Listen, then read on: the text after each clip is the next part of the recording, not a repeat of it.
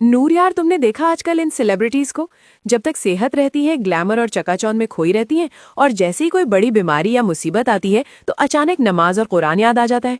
ये सब बस दिखाने के लिए होता है क्या? मुझे तो बड़ा अजीब लगता है जब लोग मुसीबत में अल्लाह को याद करते हैं और बाकी वक्त भूल जाते हैं। ज़ारा, हमें किसी के ईमान का फैसला करने वाले हम कौन होते हैं? मुसीबत में अल्लाह याद आता है, ये तो उसकी रहमत है कि वो अपने बंदे को किसी बहाने अपने करीब बुला रहा है। हमें किसी को जज करने के बजाय अपनी सोच पर गौर करना चाहिए। अक्सर हम दूसरों की गलतियों पर उंगली उठाने में इतने मसरूफ हो जाते हैं कि ये भूल जाते हैं कि हम खुद भी गुनाहों का पुतला हैं।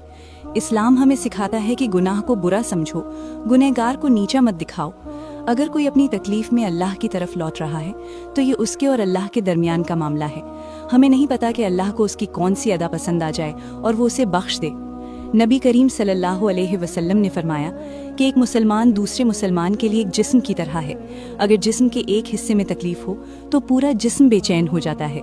अगर हमें कोई बहन गलत रास्ते पर दिखती है तो हमारा काम उससे नफरत करना या खुद को नेक समझकर खुश होना नहीं है, बल्कि हमें ये सोचकर तकलीफ होनी चाहिए कि शैतान उसे नुकसान पहुंचा रहा है।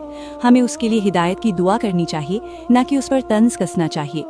तकब्बुर यानी घमंड सबसे बड़ा गुनाह है, और ये सोचना कि मैं उससे बेहतर हूँ इंसान को बर्बादी की तरफ ले जाता है। हमें खुद नहीं पता कि हमारा खात्मा किस हाल में होगा, इसलिए दूसरों के जन्नत या जहन्नुम का फैसला करने के बजाय अपने आमाल की फिक्र करें। तुमने सच कहा नूर, मैं खुद को बेहतर समझकर अनजाने में तकब्बुर कर रही थी।